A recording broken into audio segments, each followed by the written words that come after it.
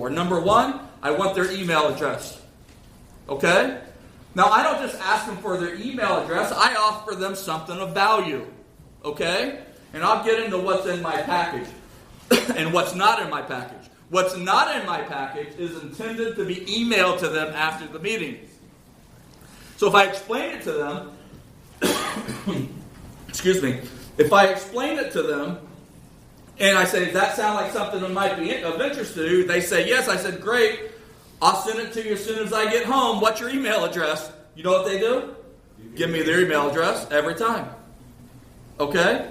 And so that's number one. I want to make sure I have their email address.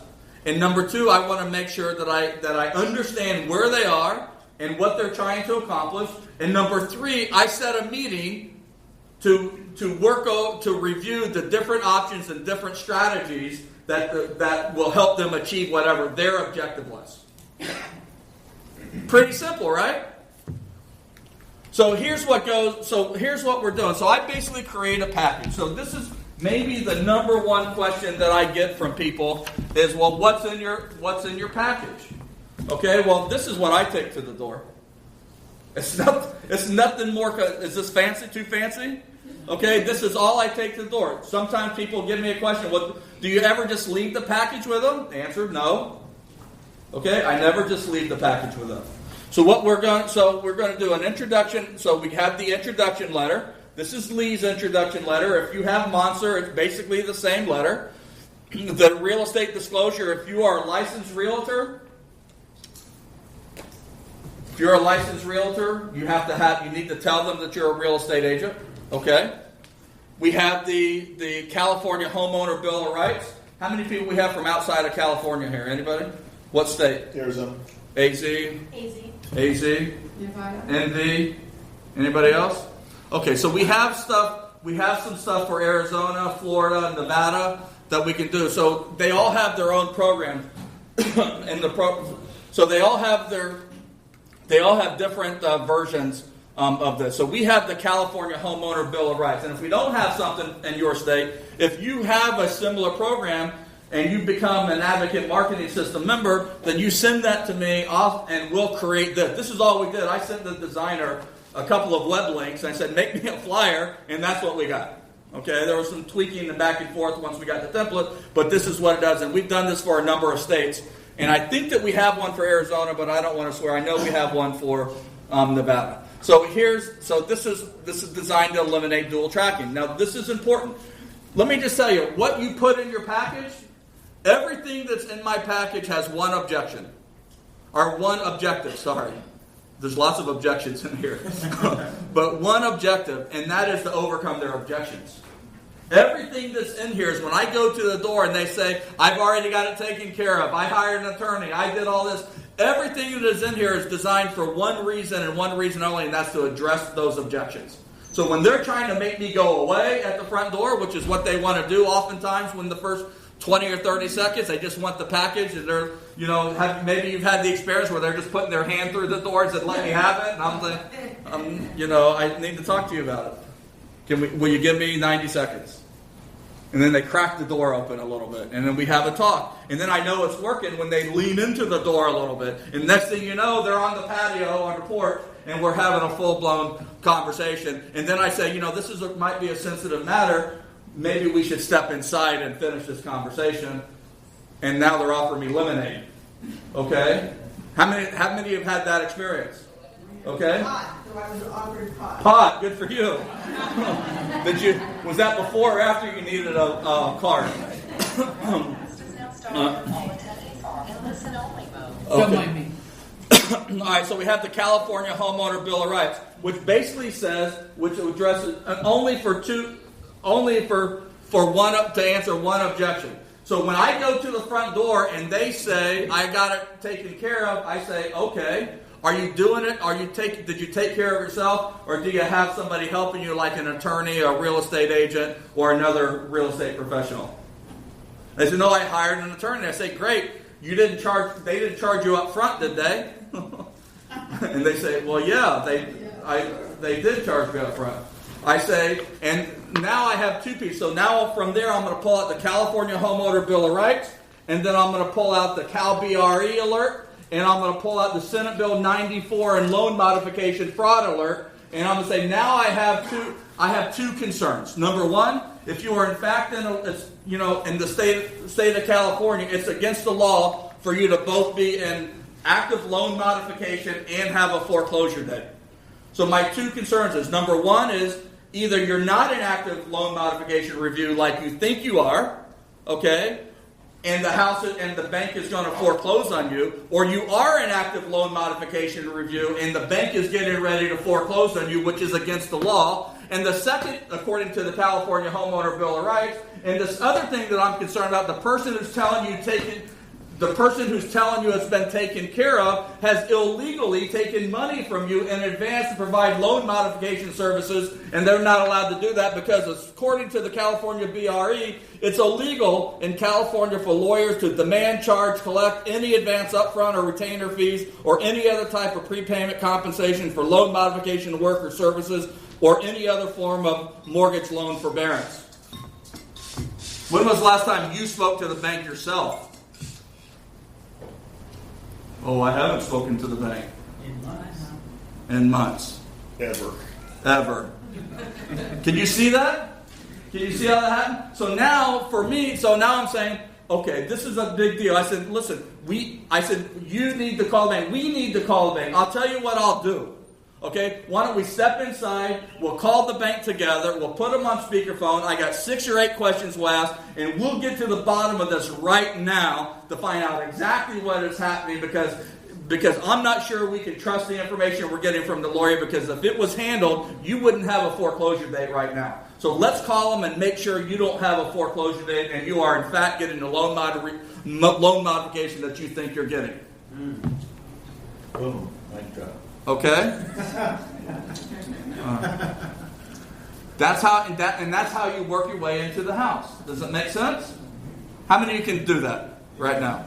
See, I'm not going through and saying, this is what's in this package. This piece of paper will tell you why that it's illegal. This piece of paper will do this. I'm only talking about what's in the package in response to what they're saying to me. You see that? It has nothing to do with the package. People say, well, what should I put in the package? I'm like, well, what do you need to overcome objections? What objections are you getting when you go to the door? That's all you need in your package. Does that make sense?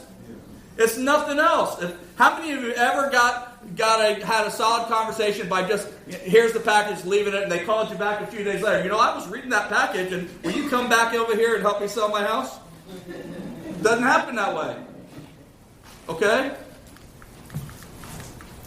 So here's the Senate Bill 94 bill, which basically is 2 pages that has even an FAQ on the back. Well, what if I give them money up front, but it's for something else. Okay?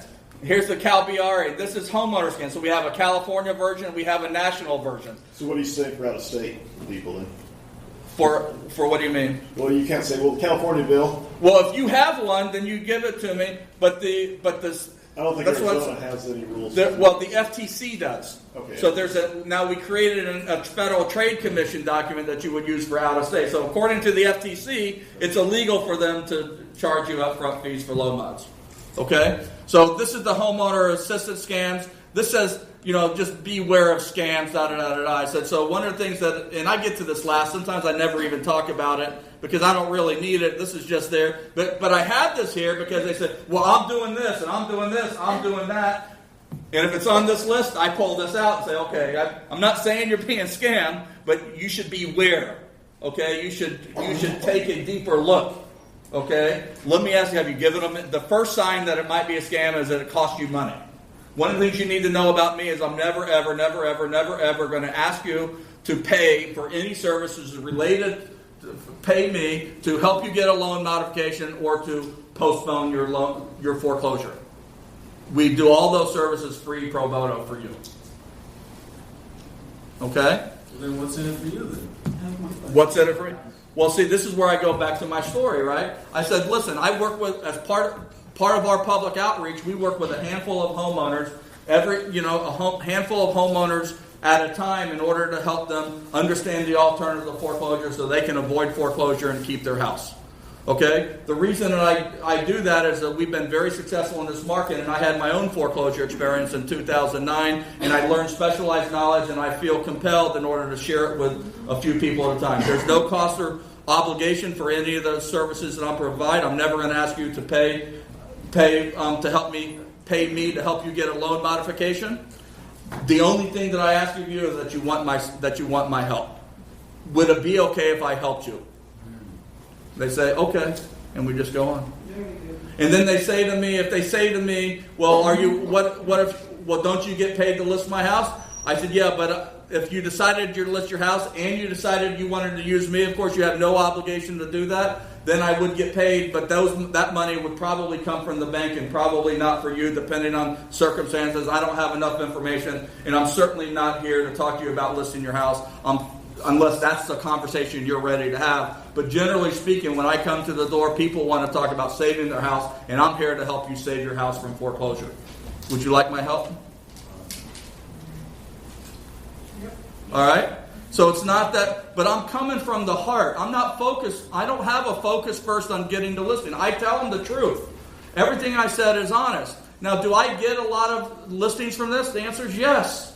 Okay, we get listings, but the reason that we get listings is that we help them go through the loan mod process, and we know statistically that 15% of people that apply for a loan mod are going to get approved for a temporary loan mod, and only 4% of those will end up with a permanent loan mod. And we know at some point they're going to run out of highway, and they're going to get turned down for a loan mod for the last time, and they're going to call me and say, "Hey, I got turned down. Now what?" And I say, "I'm on my way."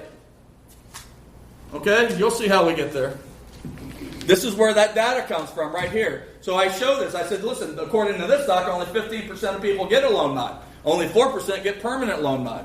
Okay? Here's this guy here is the, former loss mitigator, he takes a better photo than he looks in person. Then, same with this guy, all right? So this guy, now this pack, I don't put this in my package. This is one of the things that we offer to send them at the first meeting. So I don't put this in the package. I reserve it, and I offer to send it to them via email, or I offer to bring it to the second meeting, or both.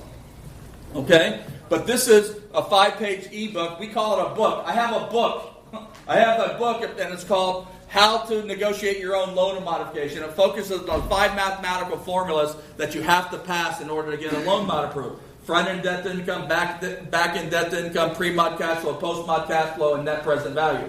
If you qualify for 4 of those 5, you're not getting a loan mod. So what we want to do is that one of the things that this book will explain to you, and one of the things that we will help you with, is looking at all your mathematical computations and make sure you're in the guidelines that give you the best chance of getting approved. Now, you think another agent or investor is having that conversation with them? No. I'd love to send you the book so you can read it, and then we can meet again, and I'd be happy to review your loan modification and tell you what you should or shouldn't do in order to adjust your application so that you have the best chance of getting approved for a loan mod. You think we might be able to do that tomorrow, or is the next day better? Goal, second meeting. Because this is a relationship business, right? Okay? Are you the first person to show up at their door talking about? Yeah, but you're the first person to show up and talk about saving their house. Everybody else is saying, hey, the best way, they want to talk about avoid foreclosure, and that is list with me or sell to me. Right? Everyone else is saying, sell me your house. I'll buy your house. How much do you need to get out? They're showing up with fake checks for $25,000 and say, hey, if you sell me your house, I'll make sure you get $25,000 so that you can move. Anybody seeing that out there? Okay, so that's the kind of stuff that's going on. We're creating differentiation. I put this Keep Your Home California flyer in here. It's a one-page flyer. Okay, and it just is a summary of the Keep Your Home California programs. It's just one simple page. So now, not only am I not trying to list their house or buy their house, what I'm doing here is I'm saying, hey, have you applied for Keep Your Home California? So this is how one of the ways I can start to find out what's really going on with. They got 4 programs. I'm not sure if you qualify for any, but they have an unemployment mortgage assistance, a mortgage reinstatement assistance, a principal reduction program, and a transition